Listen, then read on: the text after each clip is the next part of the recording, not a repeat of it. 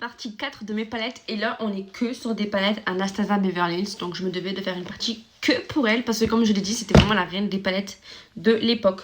Donc là, on a une palette Anastasia Beverly Hills. Non, elles n'avaient pas de nom, en fait. Enfin, peut-être qu'elles avaient des noms, mais je me rappelle pas. Enfin, genre celle-là, je sais pas quel nom elle avait, quoi. Mais je crois que c'était une collab avec une célébrité. Bref. Elle était magnifique, la palette. Franchement, elle faisait des bêtes de palettes. Quand je vous dis que c'était vraiment la reine, je kiffais ces palettes. Elle est dégueulasse par contre. Mais les couleurs sont très très belles. J'aime beaucoup. J'aime beaucoup. L'une, je pense que j'ai le plus tué de chez Anastasia Beverly Hills, c'était la subculture. La subculture, c'était vraiment... elle était en velours comme ça. Elle était incroyable. Mais voilà, je pense que ça se voit, ça parle... Voilà, regardez-moi ça. Elle était, par contre, les palettes... Je l'ai vraiment, mais je l'ai fumée celle-là. Ok, en fait j'ai tout fumé. Ça sert à rien que je dise des trucs parce que vraiment à chaque palette que je prenne, je me dis waouh, je les ai fumées. Elle, la Rivera, je l'ai kiffé aussi. Mais quand je vous dis kiffé, c'est kiffé.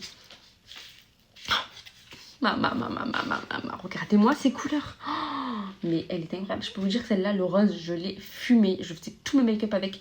Le bleu, c'est pareil. L'espèce de... Enfin, voilà. Ça parle d'elle-même, en fait, vraiment. En fait, c'est ouais. La moderne renaissance. C'était les premières avec la subculture où elles étaient en espèce de velours comme ça.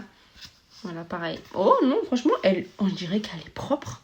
Mais je peux vous dire que vraiment, je l'avais fumée. Là, ça se voit que je l'ai bien utilisé, celui-là. Celui-là aussi. Mais pour le reste, je trouve qu'elle est en bon état quand même.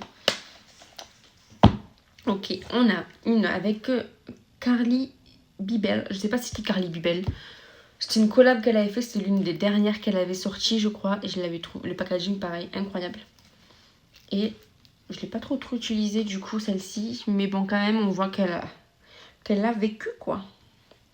Donc voilà. Et oh, on a une palette. C'est pas Anastasia Beverly Hills. Je l'ai complètement oublié dans le lot. C'est une palette de chez Sananas. C'était la 2, je crois.